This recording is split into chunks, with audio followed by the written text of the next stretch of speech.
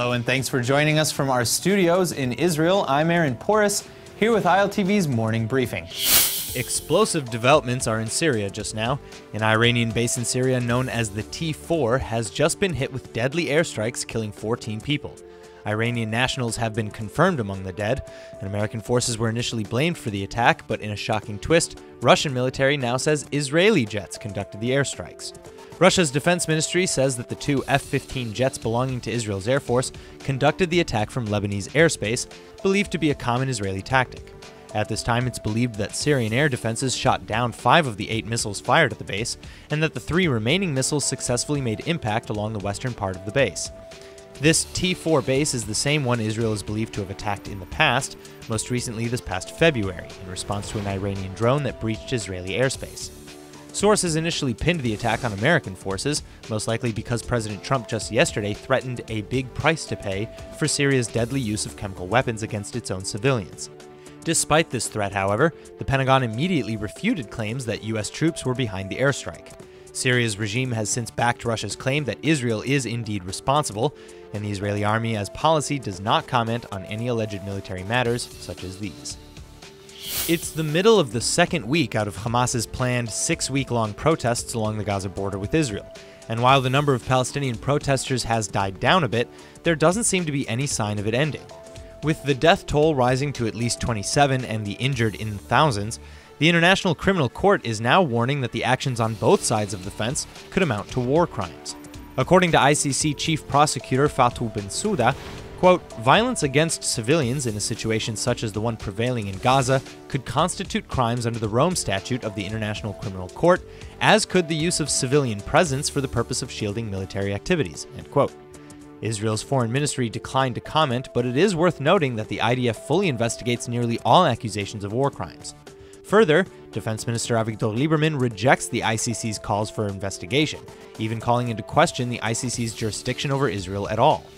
Israel has never signed on to the ICC's Rome Statute, which Bensouda claims Israel has violated.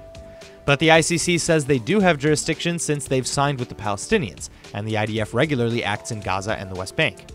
To avoid the ICC, the IDF has just appointed Brigadier General Moti Baruch to thoroughly investigate the deaths of Palestinians along the border since the March of Return began. According to the complementarity principle, the ICC cannot intervene or probe for war crimes if the country in question has already legitimately investigated the issue on its own. That being said, most Israeli officials are in agreement that the use of force against the Gaza masses has been justified, as the rioters are attempting to breach Israeli territory en masse. Nearly 30,000 Gaza residents have taken part in the protests. Israeli Defense Forces confirmed that the army has just attacked a Hamas military site in the Gaza Strip. The attack is a response to an incident along the Gaza border yesterday, in which Hamas apparently attempted to breach or infiltrate the security fence using an improvised explosive device.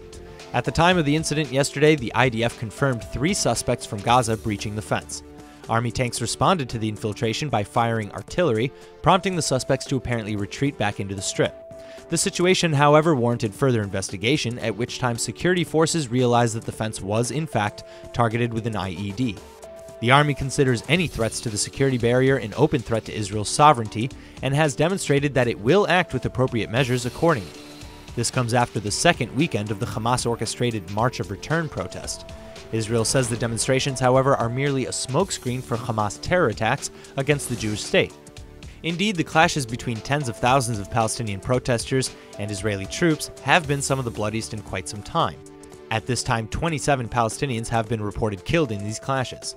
These numbers are the source of heated international debate, however, considering that among the dead are confirmed gunners in Hamas's militia, as well as 1 Palestinian journalist. 23-year-old Israeli Tal Bar has just been reported killed in a tragic all-terrain vehicle accident in Bolivia. Bar was killed when the ATV that he was traveling on rolled over into a ravine.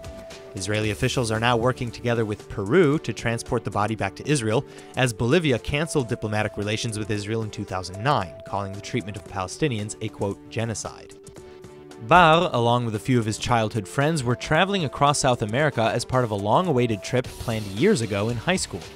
Bar and his friends had recently finished their army service and were like most Israelis before them, taking time off to travel the world before returning home to university or work. Livnat Bar, Tal's mother, had said that though she was worried about her son's safety during his South America trip, a car accident was the last thing she expected. Speaking on Tal, she said, quote, "He was a good boy, a happy boy who loved life. I want him to be remembered for his joie de vivre, his good heart," end quote. Jewish-American actress and neuroscientist Mayim Bialik will not be attending Israel's Independence Day next week, after reports show that the star was just simply invited too late and cannot move the filming dates for the show she stars in, The Big Bang Theory. Though after weeks of back and forth, the committee planning Israel's 70th Independence Day torch lighting has finally spoken regarding who they have chosen to light the diaspora torch. The answer is no one. Apparently, if Bialik can't do it, then no one can. This is the second year since Culture Minister Miri Regev suggested the lighting of a diaspora torch in honor of the people of Israel living abroad, and Bialik was nominated last year too. In fact, Bialik even turned to her Facebook fandom to help get the nomination. But after the planning committee simply failed to notify Bialik until it was too late to change her filming schedule, they decided to just cancel the torch entirely this year. Last year, the torch was lit by co-founder of Taglit Birthright Israel, Michael Steinhardt, and founder of the Simon Wiesenthal Center, Rabbi Marvin Heyer. That's all for now. I'm Aaron Porras, and see you later with our main daily broadcast from Israel at 2 p.m. Eastern Time.